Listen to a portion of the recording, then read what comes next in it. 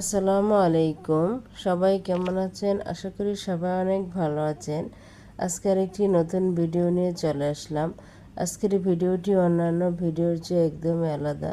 আপনারা কি জানতে চান কিভাবে মিষ্টি কুমড়া চাষ করে প্রচুর পরিমাণে ফলন পাবেন, তা আবার অল্প সময়ে? আজকে এই ভিডিওতে সম্পূর্ণ বিস্তারিত বলে দেব কিভাবে মিষ্টি কুমড়া চাষ করে অতি দ্রুত ফলন পাবেন।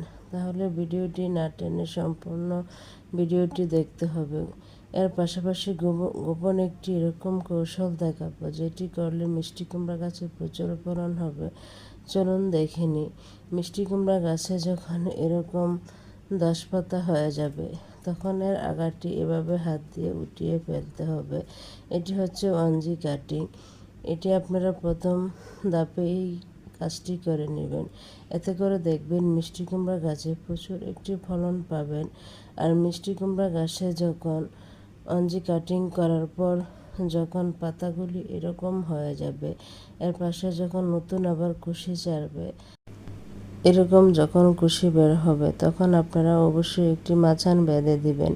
আমি এই মিষ্টি কুমড়ো গাছটি টবে লাগিয়ে আপনাদেরকে সম্পূর্ণ দেখিয়ে দিয়েছি। আমি এখানে মাচান বাঁধবো না, আমি এখানে রডের সাথে এই মিষ্টি কুমড়া গাছটিকে ঝুলিয়ে দিব যেন এই গাছটি সুন্দরভাবে বাইতে পারে। আপনারা চাইলে যে কোনো মাচান বেঁধে নিতে পারেন, নিয়ে আপনারা মাচানের সাথে আপনারা এভাবে ঝুলিয়ে দিবেন। এতে করে দেখবেন গাছ সুন্দর করে বাইতে পারবে, গাছে প্রচুর পরিমাণে ফলন হবে। এর পাশাপাশি কিছু পরিমাণ সার দিয়ে দিতে হবে, সেটি দিয়ে আপনাদেরকে দেখিয়ে দিব। যখন এরকম গ্রোথ হয়ে যাবে তখন অবশ্যই আপনারা যে কোনো সার ব্যবহার করবেন।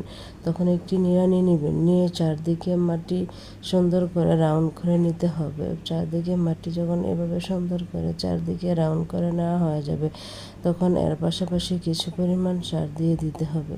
সেটি আপনাদেরকে দেখিয়ে দিয়েছি আমি এখানে কী কী সার দিয়েছি।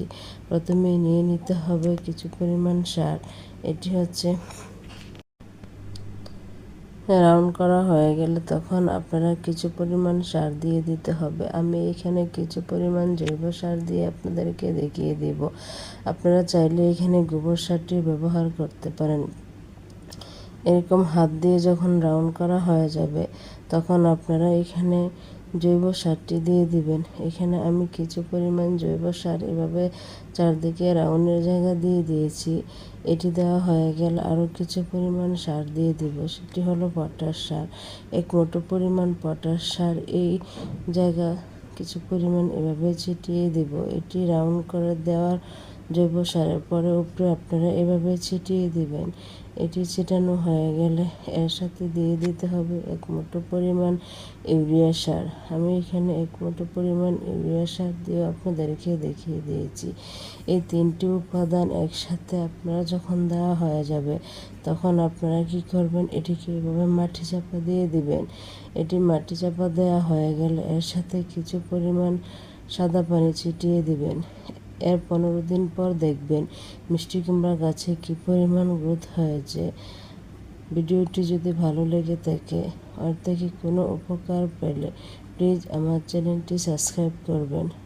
সবাই ভালো থাকবেন, সুস্থ থাকবেন। আসসালামু আলাইকুম।